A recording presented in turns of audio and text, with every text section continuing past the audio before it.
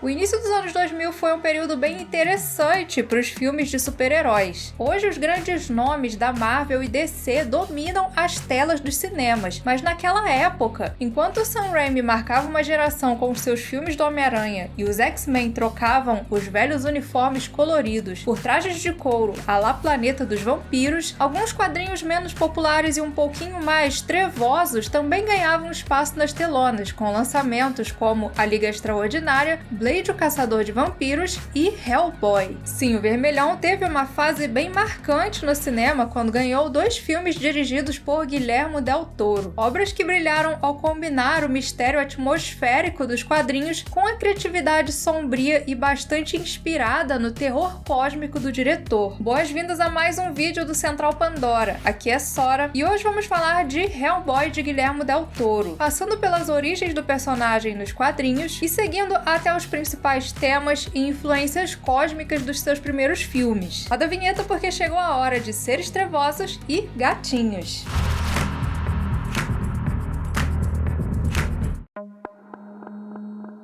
Meio do ano, tempo de frio chegando, e nessa época nada melhor do que ficar quentinhos e com estilo, não é mesmo? Pois é, e para isso, nada melhor do que contar com a Insider. Além das tech t-shirts que são maravilhosas, já viraram uma peça essencial do meu guarda-roupa, a Insider também tem peças voltadas para os dias frios. Peças essas que unem o conforto com tecnologias térmicas para você ter muita praticidade também em baixas temperaturas. São várias opções, como os pullovers, heavy hood, wingsuits e muito mais. Tudo com aquelas vantagens das roupas Insider que você certamente já conhece, como ação anti-odor, regulação térmica e uma alta durabilidade. Se prepare para o inverno acessando o link na descrição e usando o cupom PANDORA para adquirir o melhor investimento com desconto e ainda ajudar o canal a continuar levando o sci-fi por todas as galáxias.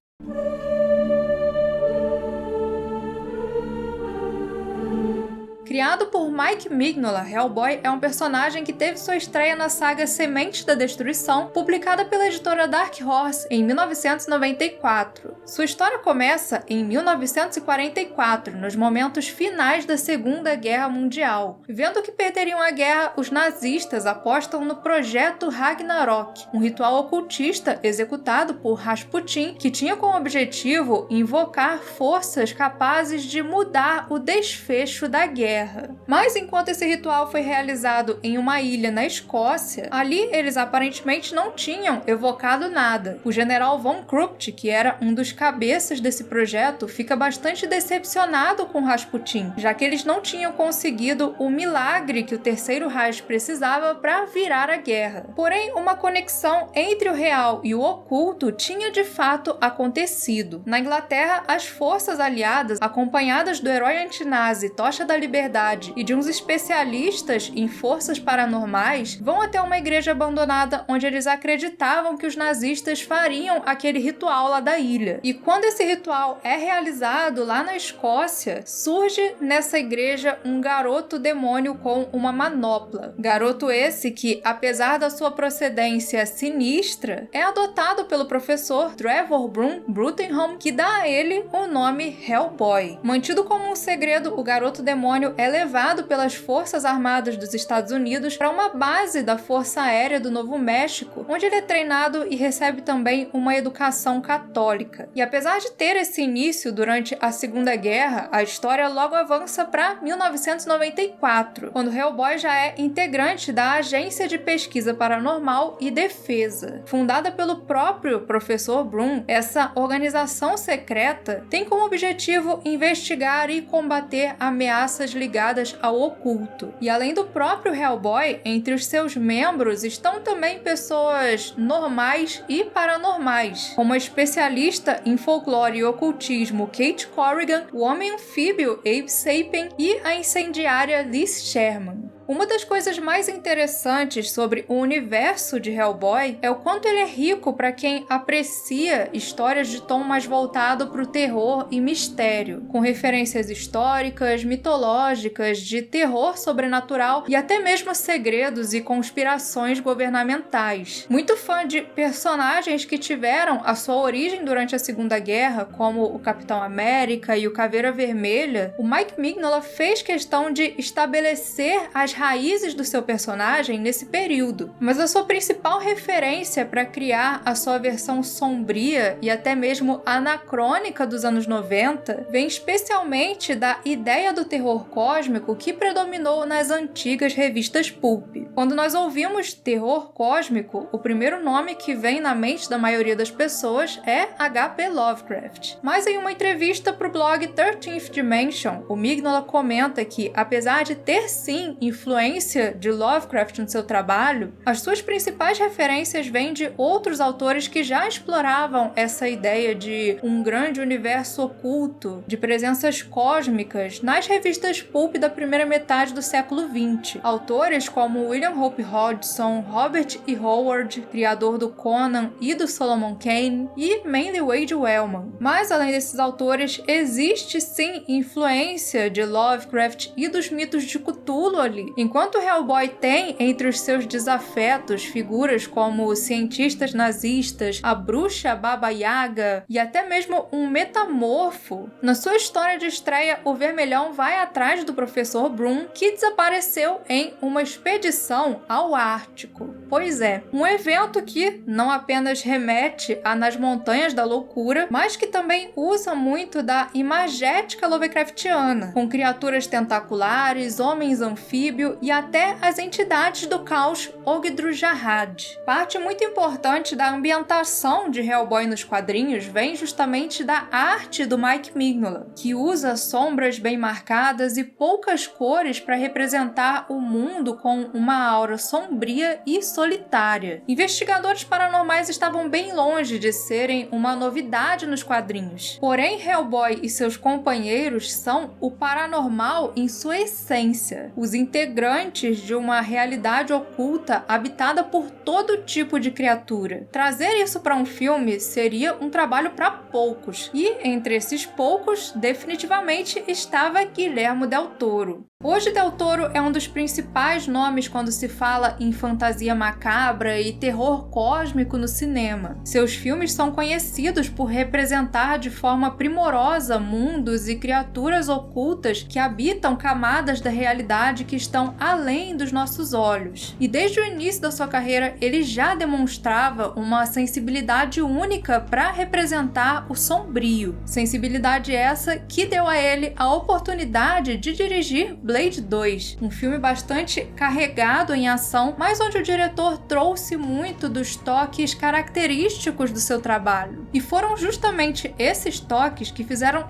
toda a diferença na adaptação cinematográfica de Hellboy. Adaptando parte da trama de Sementes da Destruição, o filme começa na Escócia, no dia 9 de outubro de 1944. Em um prólogo que já exala a atmosfera do filme como um todo, somos apresentados aos eventos que originaram toda essa história. Assim como nos quadrinhos, os nazistas estão tentando virar o jogo por meio de meios místicos, já que nada mais tinha funcionado, e para isso, eles contam com a ajuda de Rasputin, que cria uma máquina com a intenção de abrir um portal e trazer para essa dimensão os Ogdru-Jahad. Com a ajuda dos 7 deuses do caos, eles acreditavam que conseguiriam vencer as forças aliadas. Mas o que eles não esperavam é que as forças aliadas estavam ali, guiados por um jovem cientista fortemente religioso chamado Trevor Broom. Com a ajuda de Broom, eles conseguem surpreender os cultistas e destruir o portal, que leva embora para os confins do cosmos Rasputin. Aliás, logo nessa introdução, o filme já mostra o que existia do outro lado do portal, e nele já vemos algumas entidades cósmicas. Apesar de parecer muito um bicho saído das histórias de Lovecraft, essa coisa que aparece no início é um casulo que aprisiona os Ogdru-Jahad, o que já traz contudo a ideia do terror cósmico. criaturas antigas aprisionadas em uma região remota do espaço, só esperando o momento de serem libertadas e retomarem a Terra, trazendo consigo o apocalipse. Mas apesar do ritual ter sido interrompido, nesse tempo que o portal ficou aberto, algo tinha passado para essa dimensão. Vasculhando o local, os soldados encontram um pequeno demônio com uma manopla. Demôniozinho esse que é adotado pelo Professor Broom e chamado de Hellboy. Assim, a história avança, não em 50, mas em 60 anos, momento em que já havia sido criada a Agência de Pesquisa Paranormal e Defesa, uma organização secreta fundada pelo Professor Broom que recebia financiamento do governo para lidar com as forças do oculto. Quando o filme começa, o agente do FBI John Myers está sendo transferido para esse departamento, um personagem que inicialmente funciona como um tipo de guia para nós espectadores. Afinal, assim como ele, também estamos chegando agora naquele mundo. Lá ele conhece o Professor Broom, o Homem-Peixe com poderes psíquicos Abe Sapien e Hellboy, um homem-demônio apaixonado por gatos que, apesar de ter seus 60 anos agora, está passando por uma fase rebelde da vida, um tipo de adolescência. Interpretado por Ron Perlman, que, mesmo debaixo de muita prótese e maquiagem, consegue trazer toda a expressividade e humor que marcaram o personagem, no filme vemos Hellboy passando por um processo de autodescoberta. Em uma narração no início do filme, o Professor Broom nos deixa as seguintes perguntas: o que faz de um homem um homem? Serão suas origens? Ou será algo mais difícil de descrever? Em Hellboy acompanhamos a história de um demônio que queria ser um homem. Por causa da sua natureza anormal, ele passou toda a sua vida cercado por seres como ele, mantido escondido sob 7 chaves pelo FBI. Fora dali, ele era visto como uma aberração, uma anomalia. Porém, ele não se via desse jeito. Look at them ugly suckers, Blue. One sheet of glass between them and us. Pois é, Hellboy não gostava de pensar que era um demônio e nem gostava que as outras pessoas vissem isso. Por isso, ele não gostava de ser encarado e até mesmo lixava os seus chifres. Tudo que ele queria era ser normal, um cara de coração bom e que sonhava com um futuro feliz ao lado da mulher amada. Algo que batia diretamente de frente com a sua origem. Um dos temas trabalhados por Del Toro nos seus filmes sobre o personagem é a paternidade. E aqui Hellboy se vê dividido entre duas figuras paternas. Duas figuras que simbolizam de forma diferente quem ele era. Um deles era o Professor Broom, um humano mortal que criou o garoto demônio nesse isolamento como uma forma de proteger ele do mundo. Ele sabia que Hellboy era um demônio, que ele sempre causaria repulsa nas pessoas, mas ainda assim ele queria guiá-lo pelo caminho para se tornar um homem. Já a sua outra figura paterna é Rasputin, o homem que trouxe ele ao mundo e agora, depois de tanto tempo, retornava. Child, all grown up, I see. Sim, Ilsa Halpstein, a devota do ocultista, com a ajuda do assassino Karl Cronin, realiza um ritual para trazer de volta Rasputin, que dessa vez não volta sozinho. Para ajudar no seu plano, ele liberta também o cão do inferno Samael. Usando suas habilidades místicas, Rasputin dá a Samael o poder da ressurreição, fazendo com que 2 deles surjam cada vez que um morre. Seu objetivo era encontrar Hellboy e fazê-lo cumprir o seu destino, usando o garoto demônio para trazer Ogdru-Jahad e o Apocalipse. Assim, Hellboy é colocado em um labirinto, onde ele se perde entre 2 faces de si mesmo. De um lado, ele tinha o cuidado protetor de Broom. Do outro, alguém que só via ele como aquilo que ele tinha nascido para ser. Para um, ele era filho. Para o outro, Anung Unrama. Mas afinal, quem ele realmente era? Um simbolismo que o diretor incluiu no filme foi justamente o do labirinto. Um enigma onde o seu objetivo é encontrar o caminho certo. aberto. E aqui ele funciona como uma metáfora para as escolhas, para os diferentes caminhos e destinos que um indivíduo pode ter ao longo da vida. Diz-se que um labirinto não é um lugar para se perder, mas para se encontrar. E para encontrar esse caminho, ele conta com a ajuda de pessoas muito especiais, pessoas que, assim como ele, estavam tentando se encontrar naquele mundo.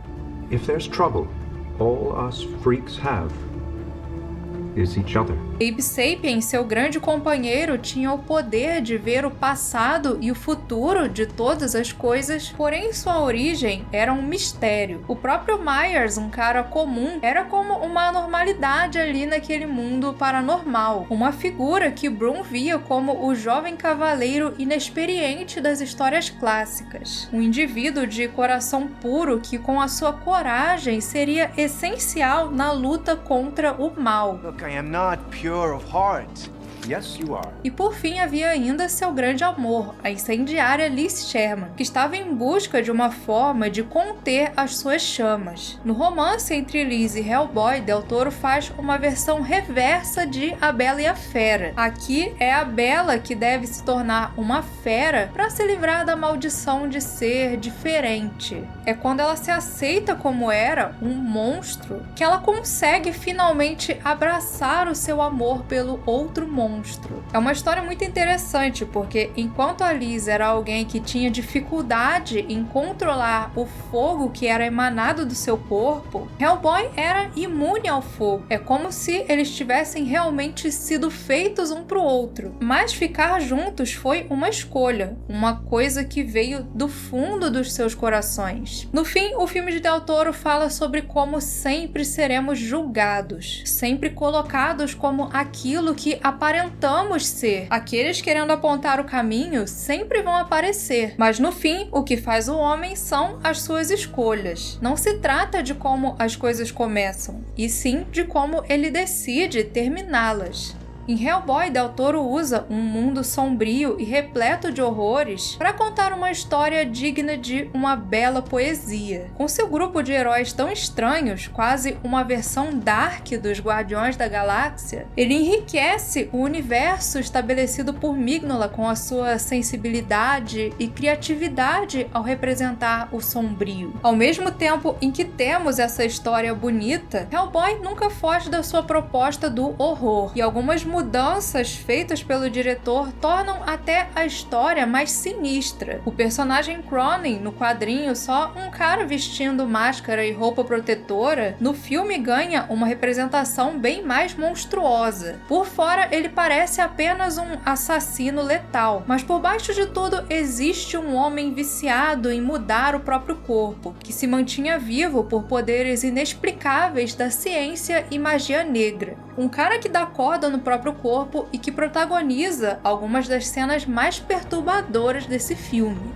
Del Toro também decidiu dar um toque mais Lovecraft aos seus Ogdru-Jahad, os tornando monstros gigantes com tentáculos que certamente poderiam ser parte do bestiário do escritor de Providence. Por conta da sua forte influência no pulp e o magistral uso da estética fantástica unida com o steampunk, no fim o diretor se mostrou a pessoa perfeita para uma adaptação de Hellboy. Não à toa que seu filme foi um sucesso e é cultuado até os dias de hoje. E essa história não acaba por aí. Depois que ele acertou em O Labirinto do Fauno, logo surgiu a oportunidade de fazer uma sequência. Assim, em 2008, chegava aos cinemas Hellboy 2, O Exército Dourado. O segundo filme deixa de lado os demônios e terror cósmico do primeiro e segue por uma trama mais voltada para elementos de fantasia e do folclore europeu. O vilão da vez é Nuada, um príncipe élfico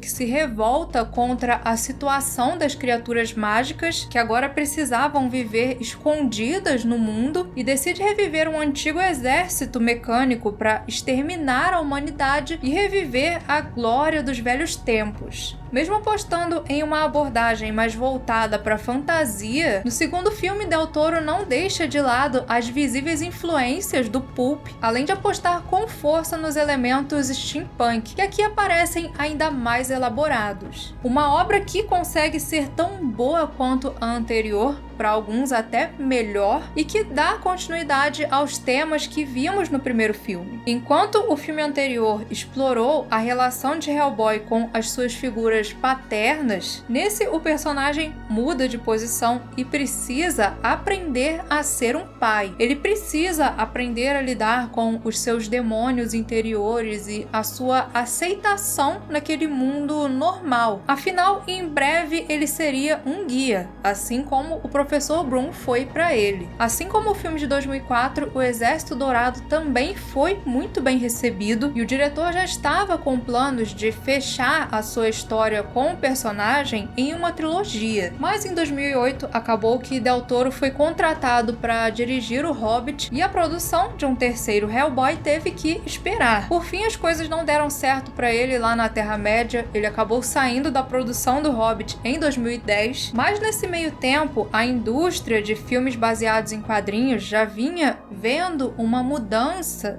que começou com O Homem de Ferro lá em 2008. Pois é, o início do universo cinematográfico da Marvel já despontava, os estúdios estavam começando a priorizar outras coisas e acabou que o personagem ficou um bom tempo sem uma oportunidade de voltar para as telonas. Em 2019 até houve uma tentativa de trazer o Hellboy de volta em um reboot, esse com o David Harbour como o Vermelhão. Porém, esse reboot aí foi mal de crítica e nem foi levado para frente. Tanto que agora, em 2024, está previsto o lançamento de um novo reboot. Esse uma produção mais independente e com direção do Brian Taylor, o co-diretor do filme do Motoqueiro Fantasma de 2011. Apesar de ser uma produção visivelmente mais humilde, essa vai ser uma adaptação de uma série de quadrinhos do mesmo nome com o roteiro do próprio Mignola e do seu parceiro de longa data, Christopher Golden. Agora, com o ator Jack Kesey como Hellboy, a ideia é fazer uma coisa mais fiel aos quadrinhos, com um Hellboy mais jovem, ainda nos anos 50, ainda um agente inexperiente e uma forte influência do